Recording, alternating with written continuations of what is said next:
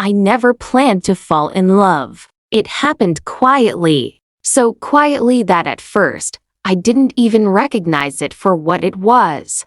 I told myself it was comfort, familiarity, habit. We worked in the same building, different departments, different lives.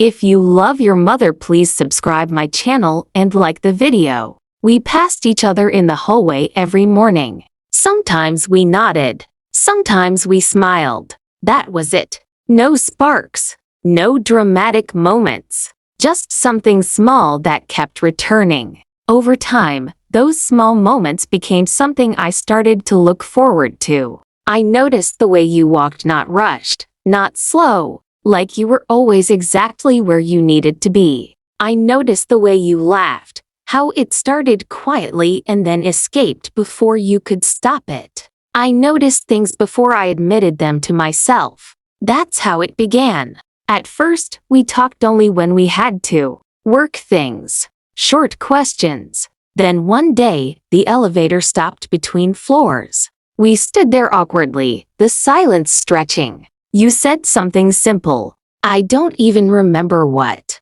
but I remember how it felt. Easy. Like breathing without thinking about it. After that, we talked more. Not deeply. Not about feelings. Just about life. The weather. Music. Things we missed from childhood. You never asked too much. You never pushed. And I liked that. I liked that I didn't have to perform. I don't know exactly when the line shifted. There was no moment I could point to and say, that's when it happened. It was more like waking up one day and realizing something had been true for a long time. I started saving stories in my head just to tell you later. I started noticing when you weren't around. I started measuring my days by whether I saw you or not.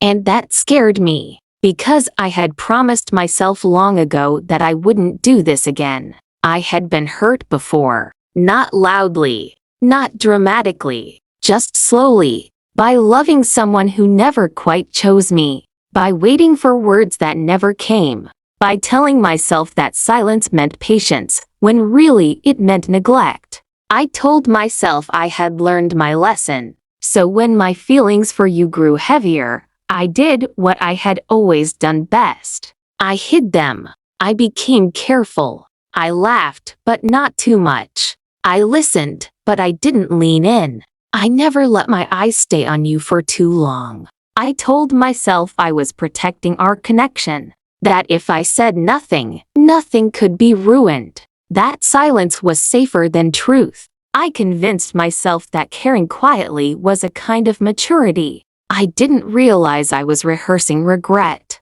Sometimes I caught you looking at me, not staring, just noticing. Those moments stayed with me longer than they should have. I wondered if you felt something too, but I never asked, because wondering was easier than knowing. You talked once about the future, not in a serious way, just a passing comment, about wanting a life that felt steady, about wanting to come home to someone who understood the quiet parts of you. You said it casually, but my chest tightened, because I wanted to say, I could be that. Instead, I nodded, smiled, stayed silent. There were moments when I almost spoke, moments where the words rose to my throat and waited. Once, after a long day, we sat together outside the building. The sun was low. The air felt soft. You looked tired. You said, some days feel heavier than others. I wanted to tell you that I noticed, that I cared, that I would stay. Instead, I said, yeah, I know what you mean. That was all. And the moment passed. People think confessions need big courage. They imagine trembling hands, dramatic pauses, racing hearts.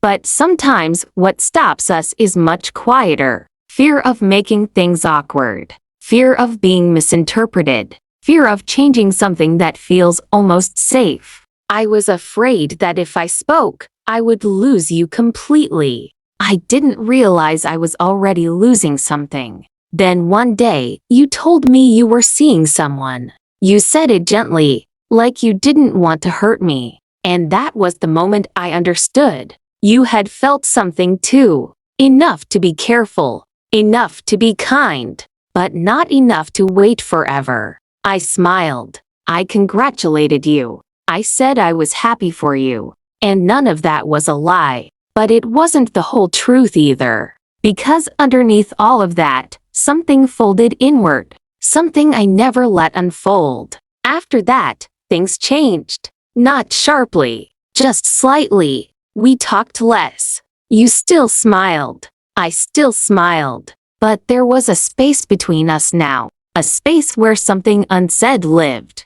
I watched you from a distance after that. Not in a painful way. Just quietly. I noticed how relaxed you seemed. How lighter. And I told myself that this was proof I had done the right thing. That love sometimes means stepping back. But late at night, when I was alone, the truth came back. I wondered who I might have been to you if I had spoken.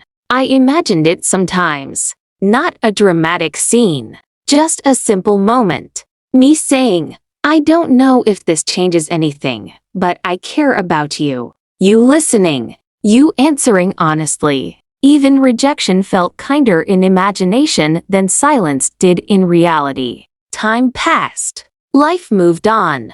You built something with someone else. I built walls with myself. And eventually, the intensity faded. But the memory stayed. Not as pain. As a quiet lesson. I learned that unspoken love doesn't disappear. It just settles. It becomes something we carry quietly. Something that shapes how careful we are next time. How honest. Or how afraid.